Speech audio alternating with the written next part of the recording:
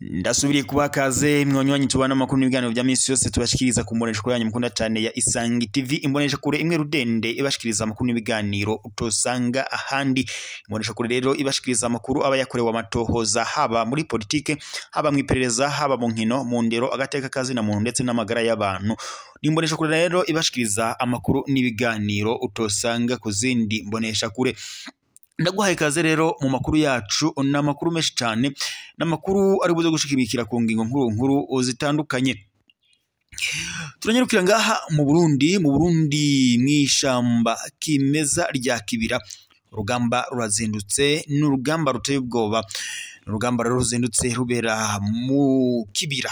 Amakuru dawe n'amasoko yacu aravuga ko abasoda bashika 18 bo mu gisoda cy'u Burundi FDNB bo bahasize ubuzima. Urugamba rwazindutse muri aya masaha nyene, ruvuga ko rwabaye muri ice gitondo cyo kuri uyu wa gatanu. Nkuko nyene amakuru dahawe n'amasoko yacu abidushikiriza, biravuga ko urugamba ruzindutse kuri ubu ngubu ngo ishamba kimeza rya Kibira ikaba harifashwe mu minwe. Turaza kurabira hamwe ku buryo bw'idonido igiteye iyo migwano ndetse n'imvo n'imvano, ese turaza kubashikiriza n'ivyo bavyavuyemo, ese ni bande bo bateye mw'iryo shamba kimeza rya Kibira. Mwene makuru kandi turaza kurabira hamwe ibyashikirijwe n'umutambukanyi mukuru w'igihugu cy'u Burundi Angeline Ndayishimiye ubwo yagiranaga ikiganiro n'ikiyago n'abakenyezi bariko baritegurira umunsi mukuru wahariwe abakenyezi ngaha mu Burundi uzoba kwigenekerezo rya 8 ntwarante 2025. Turaza kurabira hamwe rero ibyo mukenyezi umukuru w'igihugu indamukanyi umukuru w'igihugu cy'u Burundi Angeline Ndayishimiye yoba yashikirije. Turaza kunyarukira kandi mu ntara ya Ruyigi turabire hamwe amakuru ariko harahavugwa aho bivuga ko ngo abantu 4 ngo baraye mu bitaro biturutse kwisanganya ry'ipikipiki, bivugwa ko ngo yoba yari ipakiye ibitoro by'amagendo. Turaza kurabira hamwe ukungene ivyo bintu byose bihagaze ku makuru yacu ku buryo bw'idonido. Reka ngaruke ndabahe kaze rero mu makuru yacu ku buryo bw'idonido, n'ubundi tugira duhere ko ariko aravugwa ngaha mu Burundi. Mu Burundi biravuga ko igitero simusiga kigabwe mu mw'ishamba kimeza rya Kibira. Ni igitero rero coba gitanguye muri ico gitondo. Kuri ubu rero abasoda 18 bo mu gisoda cy'u Burundi FDNB bahasize ubuzima. Kuri ubu rero ishamba kimeza rya Kibira biravuga ko intambara yasutamye, n'intambara yazindutse, n'imigwano yazindutse muri ico gitondo rero gushika magenga ya ikaba ari imigwano ikibandanya. N'ingwano rero bivuga ko zatanguye aho rero abasoda b'u Burundi ngo bagiye kubona bakabona amasase ngo ibiturika biratanguye muri iri shamba ry'imeza rya Kibira. Turaza kubabandaniriza amakuru ku buryo bw'idonido, tubaze amasoko yacu ari hafi yaho y'iryo cyamba kimeza aho nyene aho ingwano ziriko zirabera, tuze gutohoza tumenye uko imigwano yaheze. Mwene makuru rero turabandanye tureka tuyabandaniriza kuri ko biravugwa ngaha mu Burundi. Umutambukanyi mukuru w'igihugu cy'u Burundi Angeline Ndayishimiye akaba rero yatunganyije ikiyago yagiranye n'abakenyezi ngo bariko baritegurira umunsi mukuru wahariwe abakenyezi uzoba kwigenekerezo rya 8 ntwarante 2025. Mu ntumbero rero yo guhimbaza umunsi mpuzamakungu wahariwe abakenyezi uhimbazwa kwigenekerezo rya 8 ntwarante uko umwaka utashe, umutambukanyi w'umukuru w'igihugu cy'u Burundi Angeline Ndayishimiye yararemesheje ikiyago kwigenekerezo rya 5 ntwarante 2025. Ico kiganiro rero yagitunganirije ku cicaro ca Fondation Bonne Action umugiraneza mu Kibimba mu ntara ya Gitega, kijanye n'uyu munsi nyene mukuru wahariwe abakenyezi. Angeline Ndayishimiye yamenyesheje ko uwo munsi wahariwe abakenyezi ari ingirakamaro ku mukenyezi wo mu Burundi ndetse n'abandi bose ku isi, mu rugo ndetse no mu gihugu muri rusange.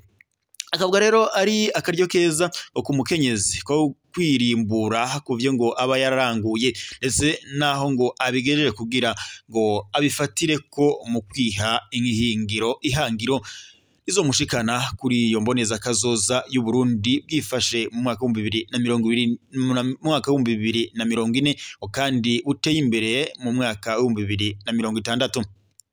Muri ryateka bahabwa ryo kuba rero ngo inkingi y'imiryango, naho Ndayishimiye yasavye abakenyezi kwama bagendera ibanga. Tubandanirize amakuru yacu kubiriko biravugwa mu ntara ya Ruyigi. Ruyigi abantu bane baraye mu bitaro biturutse kwisanganya y'ipikipiki bivuga ko ngo yoba yari ipakiye ibitaro vya Magendo. Ibi vyabaye ku mugoroba w'uwo wa gatanu ntwarane mu 2025 mu masaha yababa isaha imwe z'ijoro. Iyo pikipiki rero ngo n'uwinyonga byari bivuye ku mutumba wa Kigangabuko ari naho ngo hari abavuga ko ngo yoba yari yazananye ikabanga ku rubibe Uburundi buhana n'igihugu ca Tanzania kuko ngo yaje ipakiye amabido y'igitoro cyo mu bwoko bwa essence.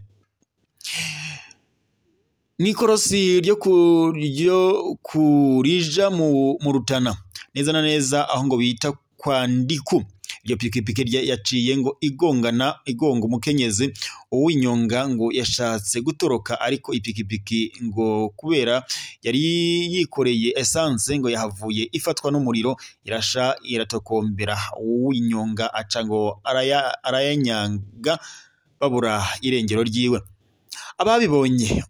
Ababonye umwotsi ubwa mbere batatu barimwo abamotari babiri bahaserutse ngo kare ngo batabare ariko biranga bafashwe n'uwo muriro ari naho ngo bahavuye banyarukanwa kwa muganga. N'uwo mukenyezi ngo yagonzwe yahavuye ajanwa kwa muganga kuko ngo yakozwe ko n'uwo muriro.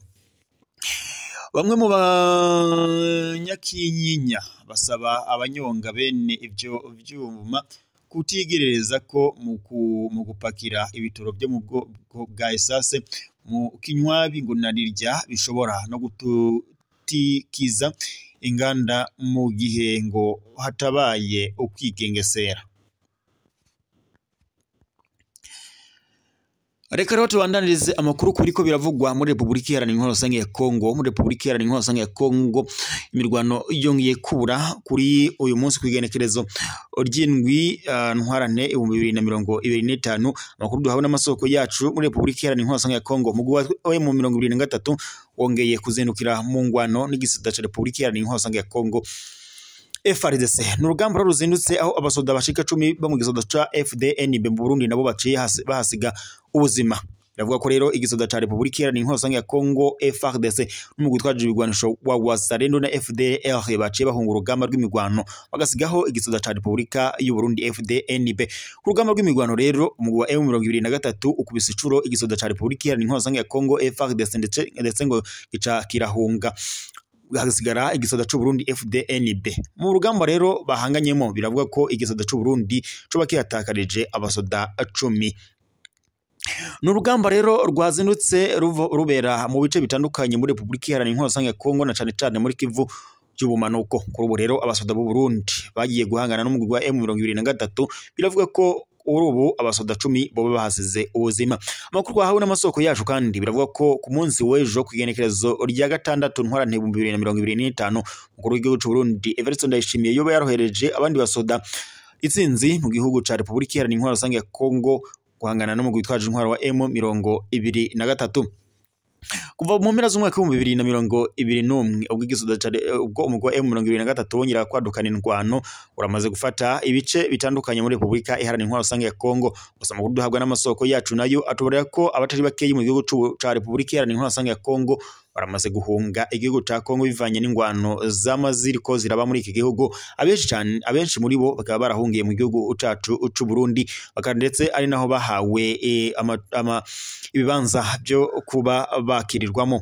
Gusa biravuga ko bamwe muri izo mpunzi zahungiye mu gihugu c'u Burundi ariko haribonekeza ingwara zitandukanye ziturutse kw'isuku rike, bagasaba rero abaje bijejwe nko kuba bogira ico babafashije. Reka dusozerera amakuru yacu ngaha turaza gusubira amakuru araza kuba agezwe ko n'amakuru mwashikizwaga n'imbonesha kuri yanyu mukunda cyane ya Isange TV. Imbonesha kuri imwe rudende bashikiriza amakuru n'ibiganiro utosanga ku zindi imbonesha kuri bashikiriza amakuru aba yakorewe amatohoza.